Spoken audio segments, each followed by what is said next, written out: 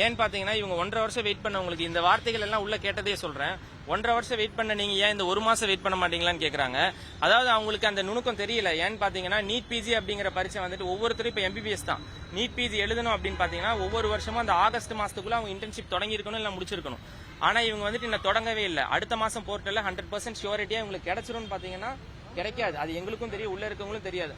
ஆனா அவங்க ஷியோரிட்டி தரல. ஓப்பனாவே சொல்லிட்டாங்க, மேக்கம் மே நாட் அப்படின்னு தான் சொல்றாங்க.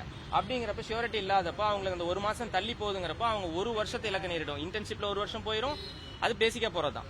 அது போக இன்னொரு வருஷம் போகும்னு நான் சொல்றேன். அதனால இந்த இன்டர்ன்ஷிப் ரொம்ப முக்கியம்.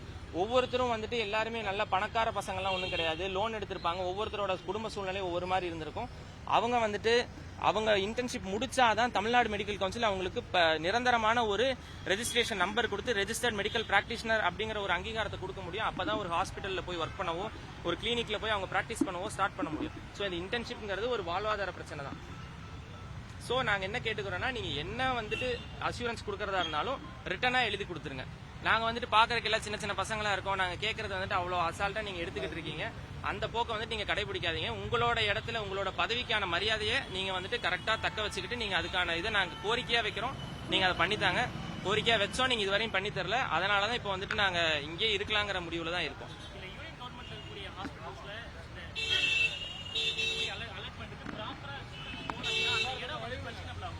ஆமா, அந்த இடத்துல இப்ப யாருமே போக முடியாது.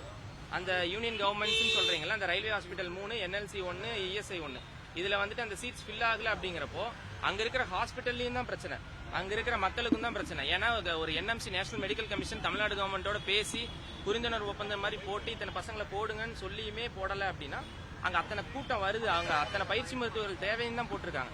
சோ அது வந்துட்டு எங்களுக்கு எப்படி ஒரு பாதிப்போ அந்தந்த ஹாஸ்பிட்டலுக்கும் பாதிப்பு தான். இன்னொரு முக்கியமான விஷயம் என்ன சொல்லணும்னா, DME சார்பாக தான் ரயில்வே ஹாஸ்பிட்டல்ஸ் வந்துட்டு எங்க வேணான்னு சொல்லிட்டாங்க.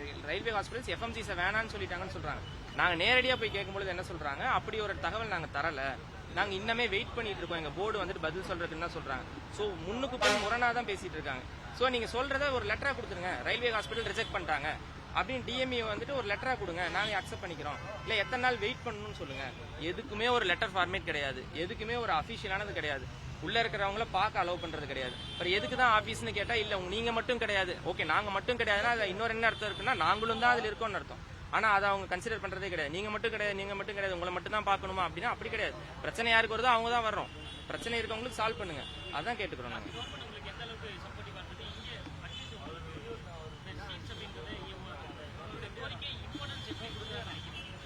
ரெண்டு கவர்மெண்ட்டும் ஒரே மாதிரி தான் இம்பார்ட்டன்ஸ் தர்றாங்க, அதெல்லாம் இல்ல. உள்ள இருக்க அதிகாரிகளோட அந்த இதுதான் கொஞ்சம் மாறுபடுதுன்னு வச்சுக்கலாம்னு வைங்களேன். கவர்மெண்ட் சைட்ல நாங்க வந்துட்டு மினிஸ்டரை பார்த்தா பழைய மினிஸ்டரும் சரி இந்த மினிஸ்டரும் சரி அப்ரோச்சபிளா தான் இருக்காங்க, பாக்குறோம், பேசுறோம், பண்ணித்தரேன்னு சொல்றாங்க. அதுக்கு கீழே இருக்க அதிகாரிகள் இன்னும் மாறவே இல்லையே, அதே அதிகாரிகள் தானே. பழைய ஆட்சியிலையும் அதே அதிகாரிகள் தான், இப்பயும் அதே அதிகாரிகள் தான். அதே போக்கு தான் இன்னும் நீடிக்குது. என் பேர் மருத்துவர் நாமு சரண்.